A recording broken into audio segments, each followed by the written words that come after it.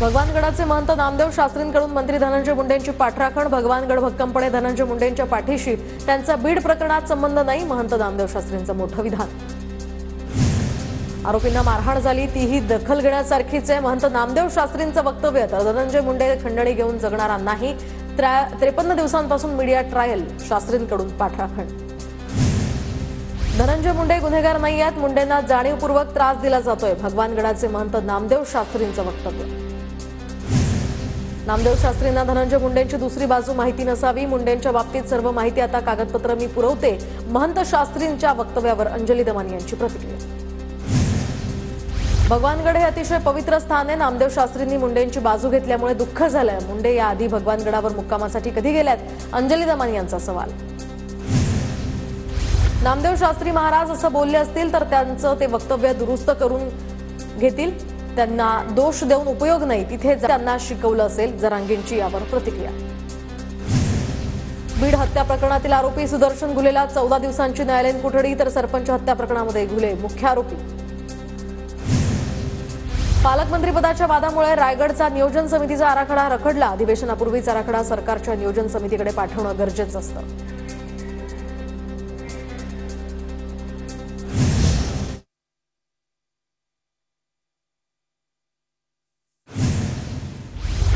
रायगडचं पालकमंत्रीपद एकनाथ शिंदेंना मिळणार असल्याची माहिती, तर शिंदेंकडे असलेलं मुंबईचं पालकमंत्रीपद हे भाजपकडे जाणार, सूत्रांची माहिती। गोगावले तटकरे वादावर तोडगा काढण्यासाठी भाजपकडून प्रयत्न।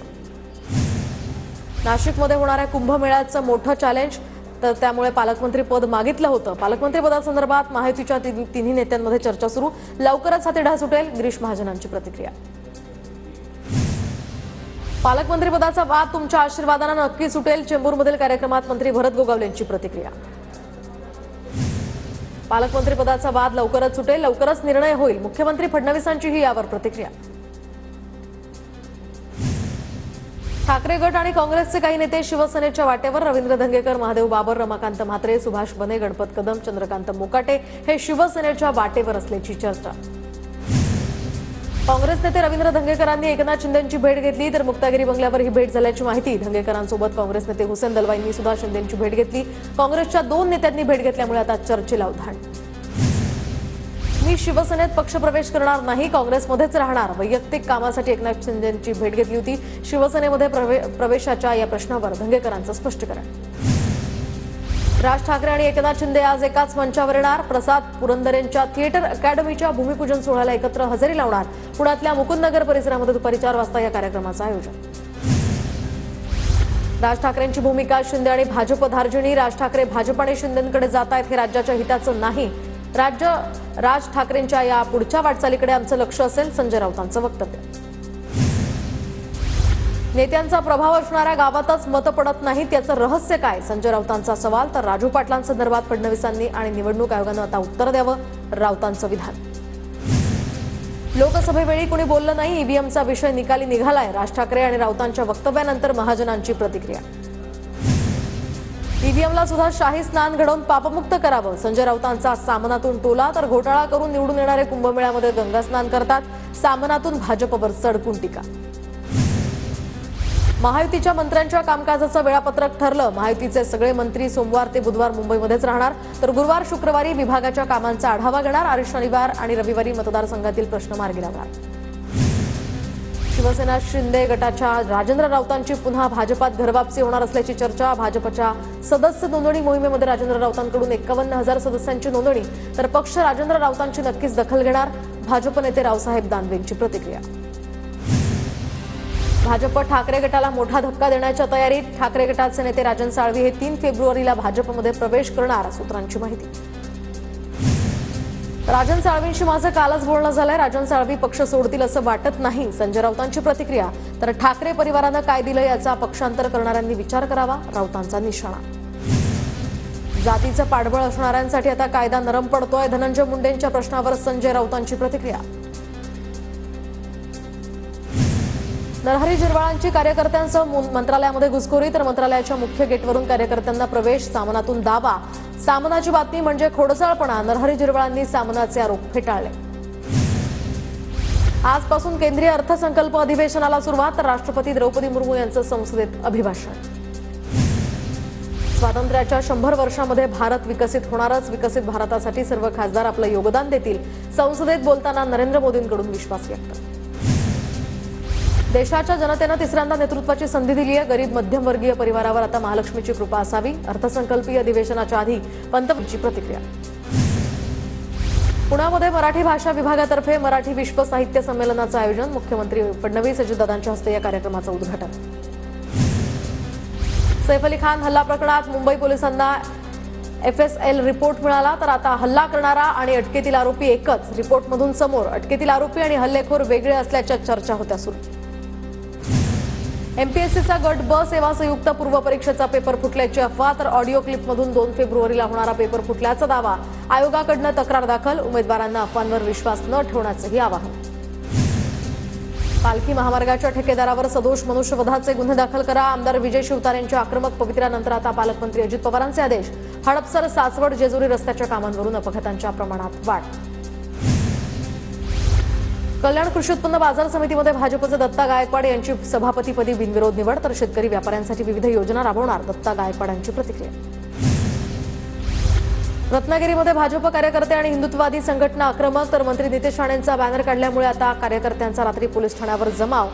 बॅनर हटवण्याचा या ठिकाणी जनप्रयत्न केला, त्याचा शोध घेण्याची मागणी. पालकमंत्री पंकजा मुंडेंच्या उपस्थितीत उद्या जालना जिल्हा नियोजन समितीची बैठक. जिल्हाधिकारी कार्यालयामध्ये सकाळी 11 वाजता ही बैठक पार पडणार. पुण्याच्या भोर तालुक्यातल्या करंज गावातील अनेक कार्यकर्त्यांचा राष्ट्रवादीत प्रवेश. स्थानिक स्वराज्य संस्थेच्या निवडणुकीमध्ये राष्ट्रवादीला याचा फायदा होणार. कुणालाही दमदाटी केलेली नाही. किरीट सोमय्यांच्या आरोपानंतर आता शोभा बच्छाव यांची प्रतिक्रिया, तर रोहिंग्यांना शोधून त्यांच्यावर कारवाई करावी. शोभा बच्छाव यांची मागणी. पुण्याच्या पिंपरी चिंचवडमध्ये GBS रोगाचा पहिला बळी. 36 वर्षीय तरुणाचा यामुळे मृत्यू. रुग्णालयाच्या ऑडिट रिपोर्टमध्ये GBSमुळे मृत्यू झाल्याचं कारण समोर. राज्यात GBSची रुग्णसंख्या 130 वर. आतापर्यंत 4 रुग्णांच्या मृत्यूची नोंद, तर सध्या 20 रुग्ण व्हेंटिलेटरवर. राज्याच्या आरोग्य सचिवांकडून परिस्थितीचा आढावा. पुणे जिल्हा नियोजन समितीच्या बैठकीमध्ये GBSच्या उपचारांवरून आता सर्वपक्षीय आमदारांची नाराजी. अवास्तव दर आकारणाऱ्या रुग्णालयांवर कारवाईचा उपमुख्यमंत्री अजित पवारांचा जिल्हा प्रशासनाला इशारा.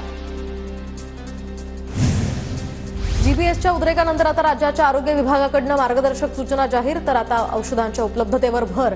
सर्व जिल्ह्यांना मार्गदर्शक सूचनांचं पालन करण्याचे निर्देश. GBS आजाराच्या पार्श्वभूमीवर जालना जिल्ह्यातील आरोग्य यंत्रणा अलर्ट मोडवर, तर जिल्ह्यामध्ये एकही रुग्ण नसला तरी काळजी घेण्याचं आवाहन. लक्षणं दिसल्यास तात्काळ डॉक्टरांचा सल्ला घेण्याच्याही सूचना. कल्याण स्टेशन परिसरामध्ये स्मार्ट सिटीच्या कामांमध्ये हलगर्जीपणा, तर या ठिकाणी गटारावर झाकण नसल्यामुळे वृद्ध पादचारी गटारात पडल्याची घटना. ठेकेदाराच्या हलगर्जीपणामुळे नागरिक संतप्त. वाळू तस्कराची दादागिरी. चक्क तलाठ्याला धक्का देत नेला वाळूनं भरलेला ट्रॅक्टर. चंद्रपूर जिल्ह्यातल्या भद्रावती तालुक्यातील कारेगाव इथली ही घटना, तर तलाठी गीते रेती तस्करावर कारवाई करताना घडला हा धक्कादायक प्रकार. अकोला जिल्ह्यातल्या अकोट तालुक्यातील विद्यार्थ्यांचं बसच्या फेऱ्या वाढवण्यासाठी आगार व्यवस्थापकांना निवेदन. दर्यापूर अकोला मार्गावरील बसेससाठी आता 1 ते 2 तास वाट पाहावी लागत असल्यामुळे विद्यार्थ्यांना याचा नाहक त्रास. वाशिमच्या पांगरी नवघरे पांदण रस्त्याची दुरावस्था, तर रस्ता चिखलमय झाल्यामुळे शेतकऱ्यांना मोठी अडचण. तूर काढणीच्या लगबगीत ट्रॅक्टर चालकांची ही कसरत.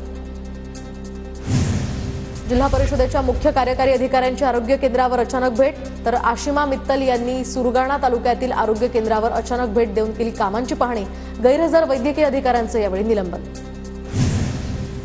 औरंगाबाद खंडपीठाचा PI यांच्यासह SPंना दणका, तर आता 12 वर्षांपूर्वी गुन्हा दाखल करण्याचे आदेश देऊन सुद्धा कार्यवाही न झाल्यामुळे PI सह SPंना प्रत्येकी 5,000 रुपयांचा दंड. हायकोर्टाच्या निर्णयामुळे पोलीस दलात खळबळ. येवला विधानसभेसाठी 24 फेब्रुवारीला मॉकपोल होणार, तर नाशिकच्या सिद्धपिंपरीच्या निवडणूक शाखेच्या गोदामामध्ये हे मॉकपोल होणार. छगन भुजबळांचे विरोधी उमेदवार माणिकराव शिंदे यांनी EVM यंत्रणेवर आक्षेप घेतला होता. जळगावच्या सराफ बाजारामध्ये सोन्याच्या दरात विक्रमी उच्चांक, तर सोन्याचे दर हे 84,151 रुपयांवर पोहोचले. 2 दिवसात सोन्याच्या दरात 1,100 रुपयांची वाढ. उत्तर महाराष्ट्रात गारपीट, हलक्या पावसाची शक्यता. सोमवारपासून 3 दिवस उत्तर महाराष्ट्रात काही ठिकाणी हलका पाऊस तर गारपीट होण्याचाही अंदाज. राज्यातील टीओडी मीटर धारक असलेल्या घरगुती ग्राहकांना आता दिवसा वीज वापरल्यास सवलत. महावितरणचा महाराष्ट्र विद्युत नियामक आयोगाकडे प्रस्ताव.